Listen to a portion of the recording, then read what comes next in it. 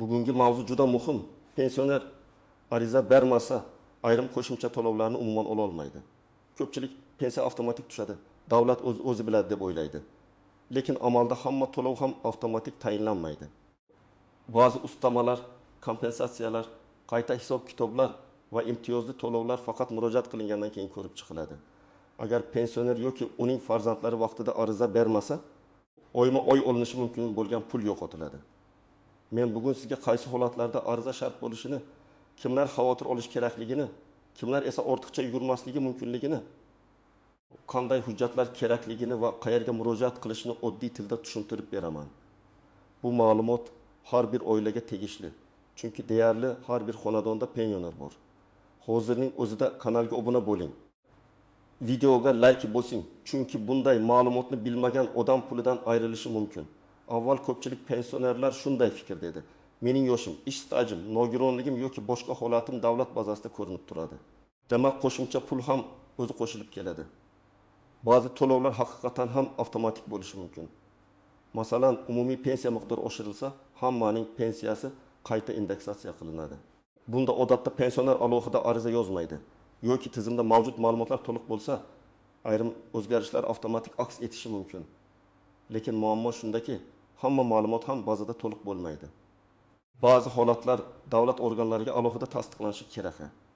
Masalan, pensionerning qaramog'ida mehnatga layoqatsiz shaxs borligi, nogironlik guruhi o'zgargani, yolg'iz yashashi, qo'shimcha ish staji topilgani, ilgari hisobga olinmagan ish haqi, hujjatlar aniqlangani, boquvchisini yo'qotganlik bo'yicha huquq paydo bo'lgani, parvarishga muhtojlik holati yuzaga kelgani kabi vaziyatlar ariza va hujjat talab qiladi. Endi asosiy o'zgarish shundan iboratki, tizim raqamlashtirilgani sari ayrim ma'lumotlar avtomatik olinadi, lekin aynan shunga ishonib qolish xavfli. Chunki bazada xato bo'lishi, eski hujjatlar kiritilmagan bo'lishi, familiya o'zgargani sababli ma'lumot bog'lanmay qolishi, mehnat daftarchasidagi yozuvlar elektron tizimda ko'rinmasligi mumkin. Pensioner o'z huquqini o'zi talab qilmasa, to'lov tayinlanmasligi yoki kechikish ehtimoli bor. Men amaliyotda ko'p ko'raman. Odamlar yillar davomida menga shuncha pensiya chiqibdi, demak shu to'g'ri deb yuradi.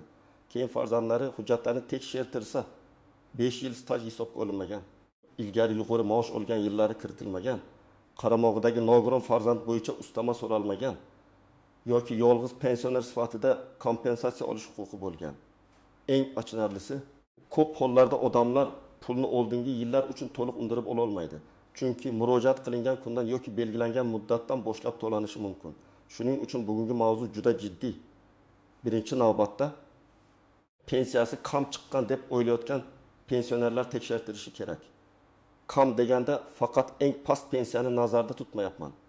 Masalan, odam 35 yil ishlagan, lekin pensiyasi 20 million 100 ming so'm atrofida. Yana bir odam 22 yil ishlagan, pensiyasi ham shunga yaqin.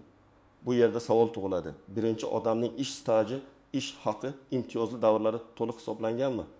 Agar hisoblanmagan bo'lsa, ariza berib qayta hisoblash talab qilinadi. Misol keltiraman. Otaxon 1960 yildan 2015 yilgacha ishlab pensiyaga chiqqan. Mehnat daftarchasida 35 yil staj bor. Lekin elektron bazada faqat 2005 yildan keyingi ma'lumotlar to'liq ko'ringan. Eski korxonadagi 8 yil hujjatlari noaniq qolgan. Pensiya tayinlashda bu davr tasdiqlanmagan bo'lsa, pensiya pastroq hisoblanadi. Keyin arxivdan ma'lumotnoma olinadi, ish staji tasdiqlanadi, pensiya jamg'armasiga ariza beriladi. Natijada pensiya shartli aytganda 1 million 250 ming so'mdan 1 million 130 ming so'mga chiqishi mumkin. O'yiga 1 ming so'm farq bir yilda 2 million 160 ming so'm degani. Bu kichik pul emas. Ikkinchi toifa. Qaramog'ida mehnatga layoqatsiz oila a'zolari bor pensionerlar. Ba'zan pensionerning turmush o'rtog'i ishlamaydi. O'zi ham pensiya yoshida yoki uyda nogiron farzand bor, yoki voyaga yetmagan nabiralar pensioner qaramog'ida. Bunday holatlar har doim avtomatik qo'shilib ketavermaydi. Men bilan bir uyda yashaydi, demak bilishadi deb o'ylash xato.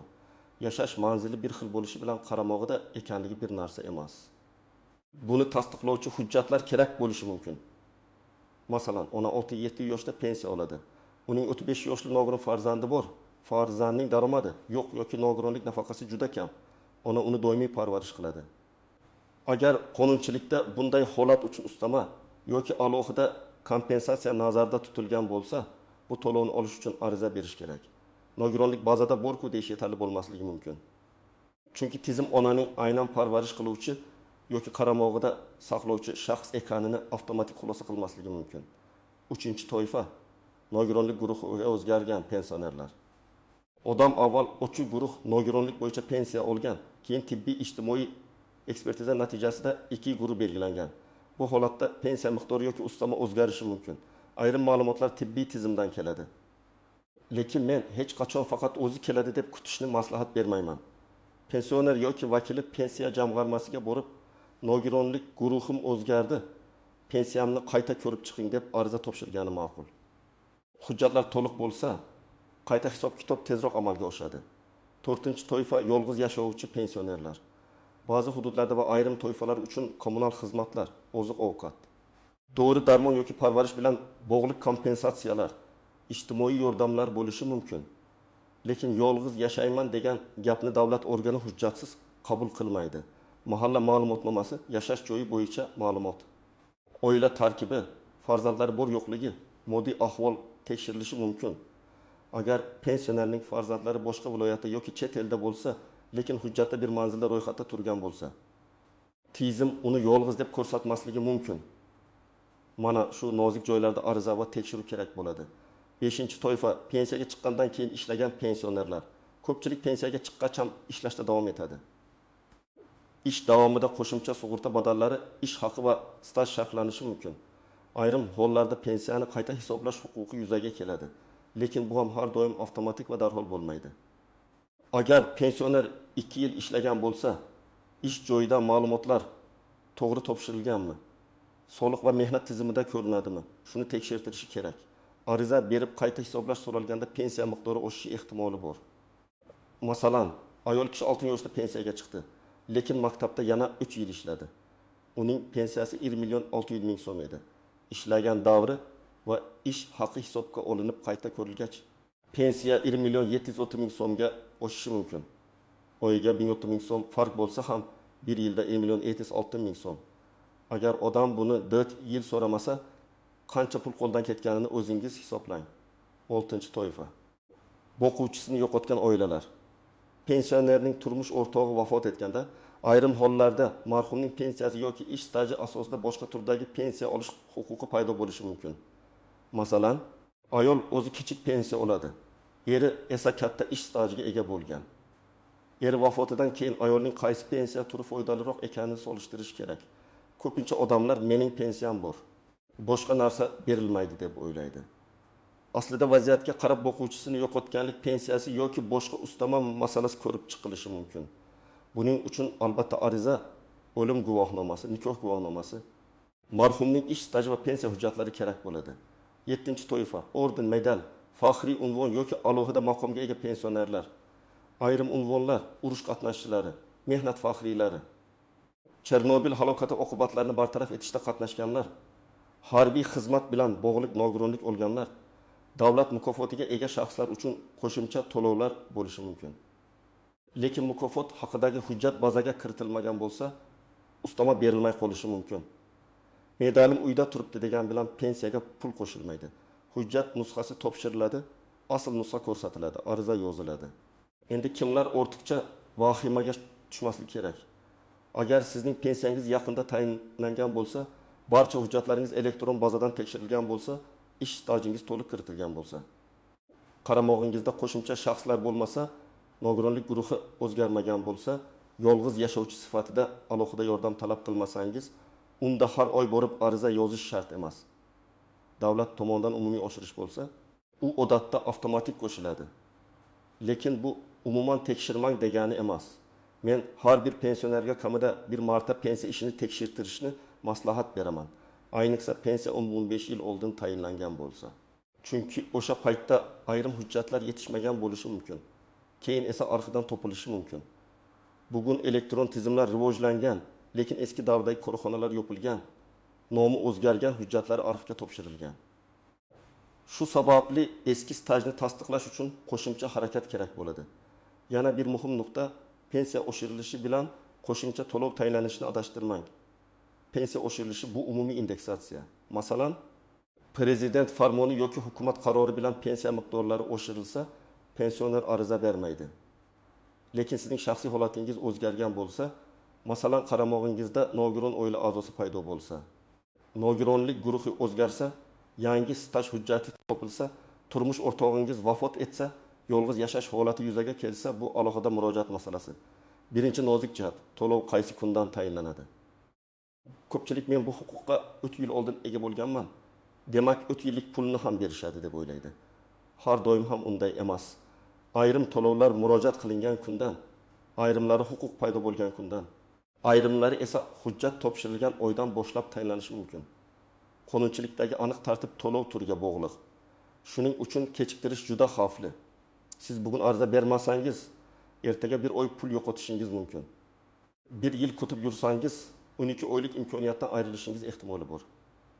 Ikkinchi nozik jihat, og'zaki murojaat yetarli emas. Men mahallaga aytgandim, pensiya bo'limida so'ragandim. Telefon qilib tushuntirgandim degan gaplar keyin isbot bo'lmaydi. Har doim yozma ariza yoki elektron murojaat bo'lishi kerak. Ariza topshirsangiz, qabul qilingan sanasi, ro'yxat raqami, mas'ul xodim yoki elektron tasdiq bo'lishi kerak. Chunki keyinchalik nizo chiqsa, aynan shu sana sizning huquqingizni himoya qiladi. Uchinchi nozik jihat, hujjatlardagi ism, familiya, sana xatolari masalan. Mehnat daftarchasida Abdullayeva yozilgan, pasportda Abdullayeva yoki tug'ilgan sana bir joyda 1927-yil 12 mart, boshqa joyda 1927-yil 21 mart. Bunday kichik ko'ringan xatolar stajni hisoblashda muammo tug'diradi. Pensiya jamg'armasi hujjatni qabul qilmasligi yoki qo'shimcha tasdiq so'rashi mumkin. Shuning uchun eski hujjatlarni oldindan tekshiring. Agar xato bo'lsa, arxidan aniqlashtiruvchi ma'lumotnoma oling yoki zarur bo'lsa, sud orqali faktni tasdiqlash masalasi ko'riladi. 4-chi nozik jihat, bir nechta to'lovdan faqat bittasi tanlanishi mumkin bo'lgan holatlar.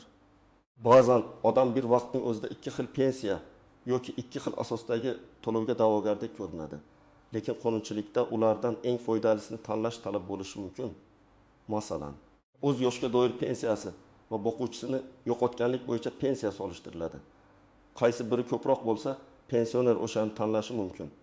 Buni xodimdan aniq hisoblab berishni so'rash kerak. Menga qaysi biri foydali degan savolni yozma ravishda bering. 5-chi nozik jihat, mahalla yordamlari bilan pensiya ustamalarini adashtirmang. Mahalla orqali beriladigan moddiy yordam, saxovat va ko'mak jamg'armasi yordami, ijtimoiy daftarlar bo'yicha yordamlar pensiya tizimidagi ustamalar bilan bir xil emas. Biriga mahalla va ijtimoiy himoya organlari qaraydi, boshqasiga pensiya jamg'armasi. Shu sababli pensioner bir joyga borib, menga hech narsa berilmadi deb qaytsa, ikkinchi tizimdagi huquqini ham yo'qotmasin. Har bir to'lovning manbasi va tartibi alohida. 6-chi nozik jihat. Bank kartaga tushmagan pul har doim ham tayinlanmagan degani emas. Ba'zan to'lov tayinlangan bo'ladi, lekin karta muddati tugagan, bank rekviziti noto'g'ri, pensioner boshqa hududga ko'chgan, ishonchnoma muddati o'tgan, identifikatsiya talab qilingan bo'lishi mumkin. Shuning uchun avval pensiya jamg'armasidan to'lov tayinlanganmi yoki yo'qmi deb aniqlang. Keyin bankdan nima sababdan tushmagan deb tekshiring. 7-chi nozik jihat. Boshqa hududga ko'chib o'tish. Pensioner bir viloyatdan boshqa viloyatga ko'chsa, pensiya ishi ko'chirilishi, manzil yangilanishi, bank ma'lumotlari o'zgartirilishi kerak bo'ladi. Agar pensioner yangi joyda ro'yxatdan o'tgan bo'lsa-yu, pensiya organiga xabar bermasa, ayrim qo'shimcha to'lovlar yoki mahalliy ijtimoiy yordamlar bo'yicha muammo chiqishi mumkin. Ayniqsa yolg'iz yashovchi, parvarishga muhtoj, nogironligi bor pensionerlar manzil o'zgarishini befarq qoldirmasin. Endi eng muhim qismga o'tamiz. Nima qilish kerak? Men sizga aniq tartibni aytaman. Birinchi qadam pensiya hujjatlaringizni yig'ing. Pasport yoki ID karta, pensiya guvohnomasi, mehnat daftarchasi, diplom, harbiy xizmat hujjatlari, nikoh yoki ajrim guvohnomasi, farzandlar tug'ilganligi haqidagi guvohnomalar, nogironlik to'g'risidagi ma'lumotnoma, mukofot yoki unvon hujjatlari. Vafot etgan turmush o'rtog'i bo'lsa, o'lim guvohnomasi, ish haqi bo'yicha arxiv ma'lumotnomalari, ish joyidan ma'lumotlar. Hamma hujjatning nusxasini tayyorlab qo'ying. Aslini ham olib boring. Ikkinchi qadam, o'zingizning holatingizni yozib chiqing. Qaysi asos bo'yicha qo'shimcha to'lov so'rayapsiz? Masalan, ish stajim to'liq hisoblanmagan bo'lishi mumkin. Nogironlik guruhim o'zgargan, qaramog'imda mehnatga layoqatsiz shaxs bor. Turmush o'rtog'im vafot etgandan keyin pensiya turini qayta ko'rib chiqmoqchiman. Davlat mukofotim bo'yicha ustama so'rayman. Pensiyaga chiqqandan keyin ishlagan davrimni hisobga olishni so'rayman. Arizada maqsad aniq yozilsa, xodim ham masalani aniq ko'radi. 3-qadam. Pensiya jamg'armasining tuman yoki shahar bo'limiga murojaat qiling. Agar imkon bo'lsa, Yagona interaktiv davlat xizmatlari portali orqali ham murojaat qilish mumkin. Lekin keksa yoshdagi odamlar uchun ko'pincha farzandi bilan birga borib, hujjatlarni ko'rsatish qulayroq. Muhimi, ariza qabul qilinganini tasdiqlovchi hujjat oling. Agar sizga kerak emas, keyin kelarsiz deyishsa, og'zaki gap bilan cheklanib qolmang. Iltimos, arizamni qabul qiling va yozma javob bering deng. 4-qadam. Arizada aniq talab yozing. Masalan, menga tayinlangan yoshga doir pensiya miqdorini ish stajim va ish haq hujjatlarim asosida qayta hisoblab berishingizni so'rayman. Yoki nogironlik guruhim o'zgargani sababli pensiyam va menga tegishli ustamalarni qayta ko'rib chiqishingizni so'rayman.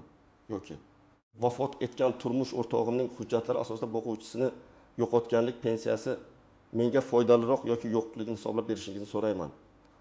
Shunday yozilsa javob ham aniq bo'ladi. 5-qadam, muddatni kuzating. Ariza berganingizdan keyin javob muddatlari bor. Hujjat yetishmasa, sizdan qo'shimcha hujjat so'ralishi mumkin. Bunday holatda xafa bo'lib ketib qolmang. Qaysi hujjat kerakligini yozib oling. Agar arxiv ma'lumotnomasi kerak bo'lsa, eski ish joyi joylashgan hududdagi arxivga murojaat qiling. Korxona yopilgan bo'lsa ham, uning hujjatlari davlat arxiviga topshirilgan bo'lishi mumkin.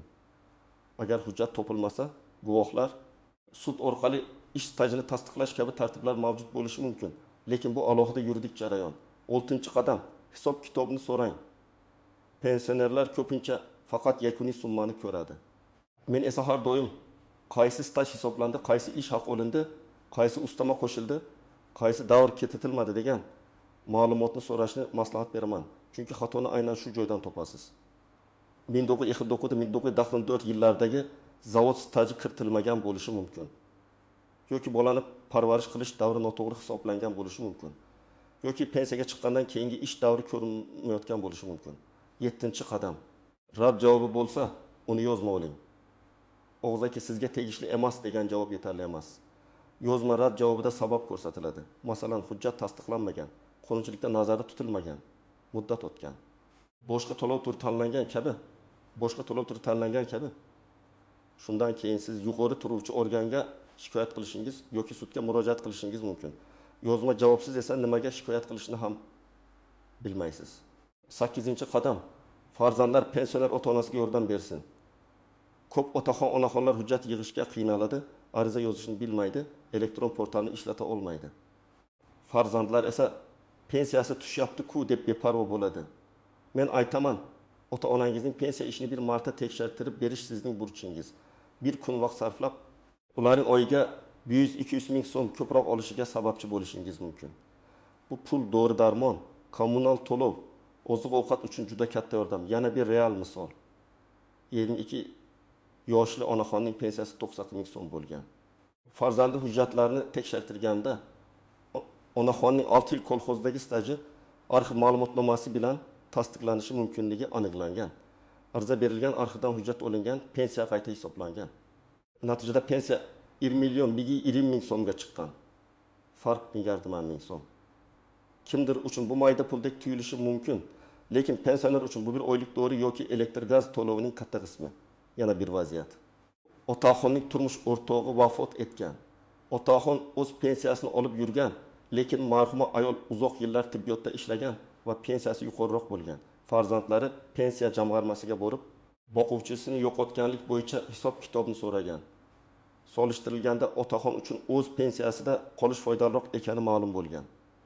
Bu holatda qo'shimcha pul chiqmagan, lekin eng muhimi oila aniq javob olgan.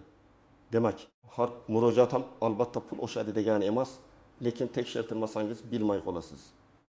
Yana bir misol. Pensioner ayol nogironlik guruhi o'zgargandan keyin 3 oy kutib yurgan, shifoxona o'zi yuboradi deb o'ylagan. Keyin ariza berganda hujjatlarda kechikish bo'lgani ma'lum bo'lgan. Agar u birinchi oydayoq murojaat qilganda qayta hisoblash tezroq bo'lardi.